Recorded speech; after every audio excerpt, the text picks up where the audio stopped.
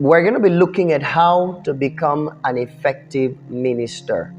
Now, if you're born again, then you are a minister. Every believer is a minister. But then it is one thing to be a minister, it's another thing to be an effective minister. All right, so when it comes to ministry, there are three major components you must not miss. The first one is called the gift of the Spirit. The second one is the gift of Christ, or you can call that the gift of administration or ministry or service. The third one is the oppression of God. Now, when you look at the gift of the Spirit, they are 9 in number, and 9 of them are divided into 3.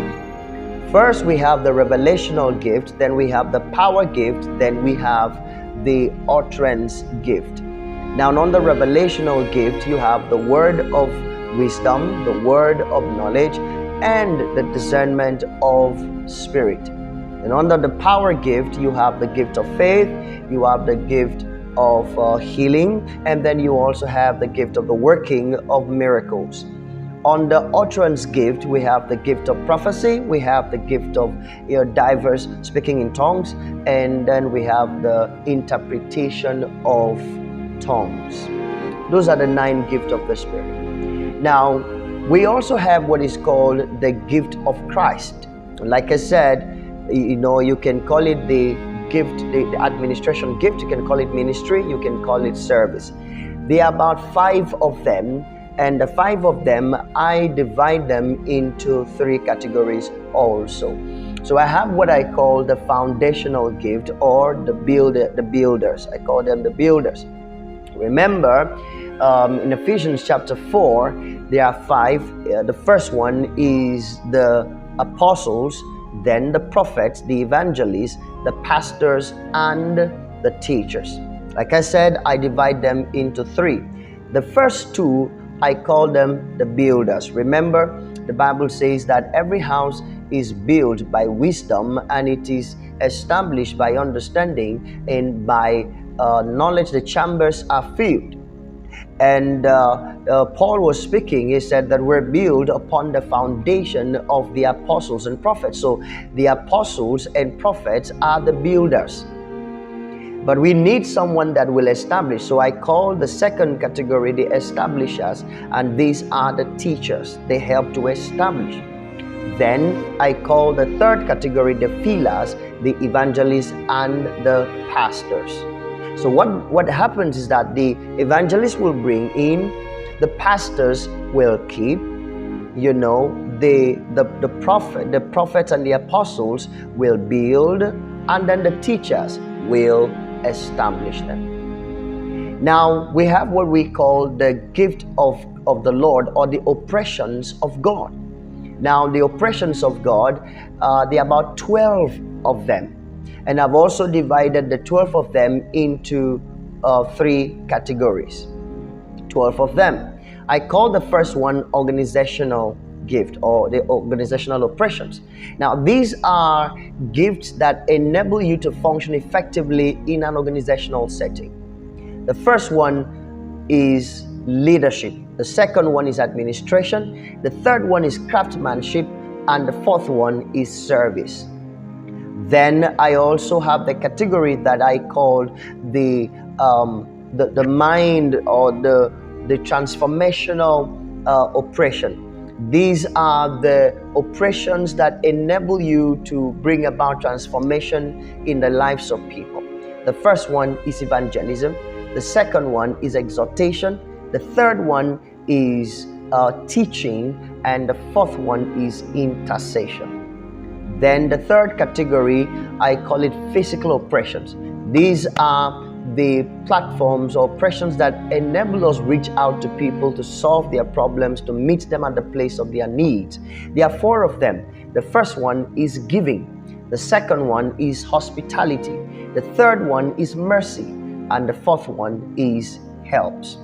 Now, when you take the gift of the oppressions of God and the gift of Christ, these are the offices and the platforms, opportunities that God has put in place for us to serve humanity and serve God, and humanity serve the saints and the world. We do that using the gift of Christ and the oppressions of God. Whatever you do will fall into one or two or three of the gift of Christ or the oppressions of God. Now, without the gift of the Spirit, remember, Paul says the manifestation of the Spirit is given to all to profit withal. So this is what happens. The gift of Christ, which is the apostles, the prophets, the evangelists, the pastors, the teachers, and the oppressions of God, the oppressions of God, the administrators, the leaders, the craftsmen, the servants, which can be ushers, which can be, technicians, any of those services, people in the hospitality, in mercy, in helps, people who are givers, people who are in the evangelism, the follow-up, and all of those. Now, without the gift of the Spirit manifesting, see, what makes the pastor effective, what makes the apostle effective, what makes the teacher effective, what makes the evangelist effective is the manifestation of the Spirit.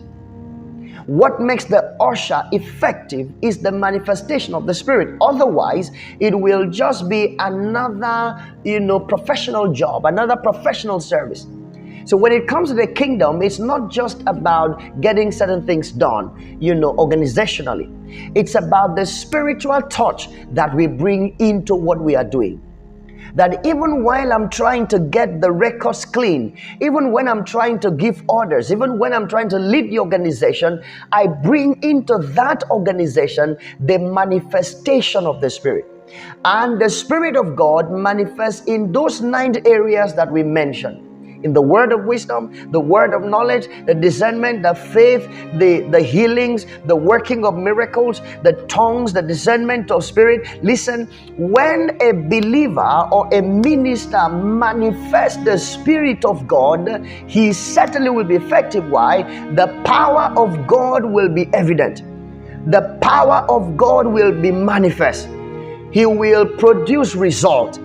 He will produce result. He's going to be productive. He's going to be effective. But where the Spirit is not at work, Paul said we did not come in enticing words of men's wisdom. We came in the demonstration of the Spirit and of the power.